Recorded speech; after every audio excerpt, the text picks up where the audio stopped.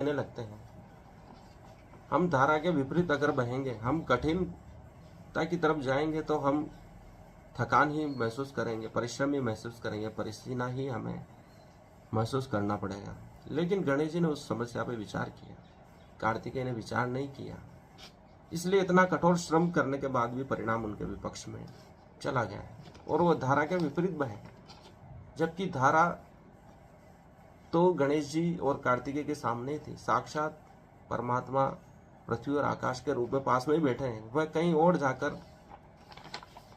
परिक्रमा करना चाहता था, धारा में बहना चाहता था। जबकि जहाँ उपस्थित है परिस्थितियाँ, वही हमारा कर्म क्षेत्र होना चाहिए। ऐसा चरक ने भी कहा है, जो व्यक्ति जहाँ पैदा हुआ है उसकी औषधियाँ भी उसी जगह पहले से ही मौजूद रहती है, उसे कहीं और ढूंढने की आवश्यकता नहीं।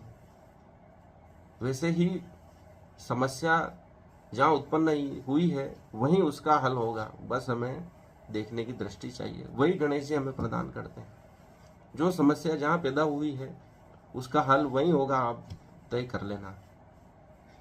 क्योंकि गणेश जी के जीवन से हमें यह सिद्ध मिलता है और अल्केमिस्ट की कहानी से भी यही हमें शिक्षा मिलती है कि जिस खजाने को ढूंढने के लिए वह व्यक्ति सपना देखकर पूरी दुनिया घूम जाता है, वह वृक्ष उसे घर के आंगन में ही लगा था और उसको खोदने से वही धन उसे मिल सकता था। लेकिन पूरे संसार में वह वृक्ष ढूंढता रहा और अंत में वह अपने घर पहुंचा तो वह वृक्ष उसके आंगन में ही खड़ा था। वैसे ही हर समस्या का हल हम जहाँ खड़े हैं, जहाँ उत्पन्न हुई, वहीं होता है।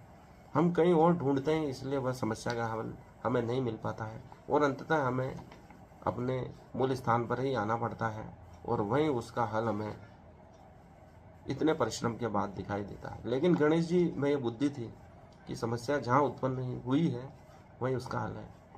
शिव जी ने प्रश्न पूछा था, किस पृथ्वी की परिक्रमा करो, तो उस समस्या का हल भी वहीं मौजूद था। ऐसा विचार गणेश जी कर पाए, लेकिन कार्तिकेय नहीं कर पाए। इसलिए वह दृष्टि भी गणेश जी हमको प्रदान करते हैं कि जहाँ समस्या उत्पन्न हुई है वहीं उसका हल पहले ढूंढो।